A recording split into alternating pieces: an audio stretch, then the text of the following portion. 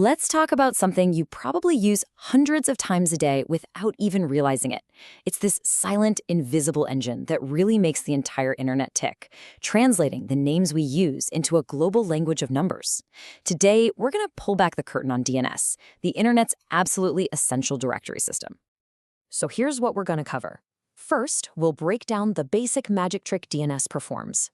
Then, we'll actually follow a request on a kind of detective's journey to see how it finds its destination. After that, we'll look at the different clues it uses, figure out how it stays so incredibly fast, and finally, we'll touch on the really important stuff, how we secure this critical system. You know, it all starts with something so simple, something we do without thinking. You type a website into your browser, you hit enter, and boom, the page just appears. But what is actually happening in that tiny fraction of a second? I mean, that's the real question, right? It's a huge challenge when you think about it. Your computer has to somehow pinpoint one specific server out of billions, all scattered across the globe, and it has to do it pretty much instantly. How is that even possible? Well, here's the core of the problem. We humans, we remember words, names like www.example.com, but computers, they communicate with numbers, these things called IP addresses. There's just no way we could ever memorize strings of numbers for every site we visit, so there's a translation problem that needs to be solved. And that solution is the domain name system, or DNS. Honestly, the best way to think of it is as the internet's phone book. It's this massive worldwide directory that does one main job, and it does it brilliantly. It looks up the name you type in and finds the matching number that the computer actually needs. So to really understand how this phone book works, we're going to follow one single request from the very beginning to the end. Think of it like a detective story. Our little data packet is the detective, and its mission is to find the correct IP address. Now, our detective's journey has 4 main stops. It all starts with something called the recursive resolver. From there, it gets a clue from the root server, then narrows down the search at the TLD server, and finally gets the answer from the authoritative server. All right, so meet our detective, the recursive resolver. This is usually a server run by your internet service provider. When you type in that web address, your computer basically hands the case off to this guy. Its whole job is to do all the legwork, all the running around to find the answer for you. So the detective's first stop is a root server. Picture this as the master librarian of the entire internet. It doesn't know the exact location of every single website, but it knows which section of the library to look in. It sees you're looking for a .com address and basically says, you need to go talk to the .com specialist over there. And that leads our detective to the specialist, the TLD, or top-level domain server. This server is the expert for one specific domain ending, like .com or .org or .gov. It looks at example.com and tells our detective, oh yeah, I know who's in charge of the example part. Here's their address. And this is it, the final stop, the authoritative name server. This is the one place that holds the official, definitive record for example.com. It gives the final answer, the actual IP address, to our detective. The detective then rushes back to your computer with the info, and just like that, case closed. But here's the thing, that phone book entry holds more than just one phone number. The file on that authoritative server, it contains all different kinds of records, different clues, really, for different jobs.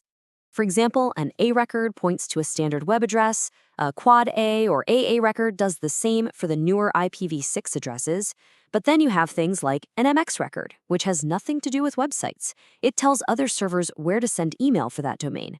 So you can see, DNS is this foundational system for all kinds of internet traffic, not just browsing. Okay, so that whole detective journey, it sounds like a lot of steps, right? If your computer had to do that every single time you clicked on a link, the internet would feel painfully slow. So the system has a really clever shortcut built in. This whole back and forth process happens in milliseconds, which is already kind of mind-blowing. But for a site you visited recently, the lookup is even faster. It's practically instant. So how does it do that? Well, the secret is a simple but powerful idea called caching.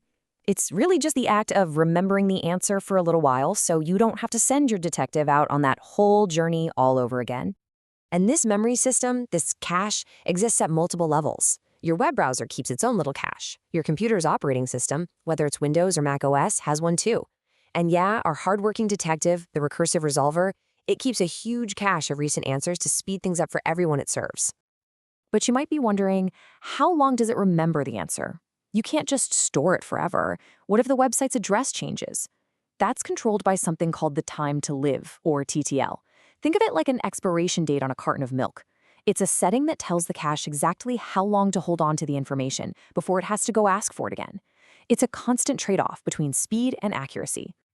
Okay, so the system is brilliant, it's fast, but there's a problem, a really critical one. DNS was designed back in the 1980s for a much smaller, more trusting internet. It wasn't really built with today's security threats in mind, and that creates some serious vulnerabilities. One of the biggest threats is called cache poisoning. This is where a bad actor tricks a resolver into storing the wrong IP address. So you think you're going to your bank's website, but you're actually being sent to a fake, malicious site. The protection against this is DNSSEC. It adds a digital signature to the data, kind of like a tamper-proof seal on a medicine bottle, proving the information is authentic and hasn't been messed with. The other major issue is privacy, your privacy. Standard DNS queries are sent out in plain text. It's like sending a postcard through the mail. Your internet provider or anyone else on the network can easily see every single website you visit. The solution is to encrypt these lookups using protocols like DNS over HTTPS, or DOH, which essentially puts that postcard inside a sealed, private envelope. All right, so let's just quickly recap the big points here. DNS is that absolutely vital directory that turns human-friendly names into computer-friendly numbers. The whole translation happens through that multi-step detective journey. Caching is the secret sauce that makes it all feel so fast. And finally, modern tools like DNSSEC and DOH are being layered on top to protect the system's integrity and, just as importantly, your privacy. And that leaves us with a pretty fascinating question to think about. The whole foundation of DNS was built on open, public information that anyone could access. But as we add all these new layers for security and privacy, we have to ask, can the internet's phone book, which was built from the ground up to be open, ever truly become private?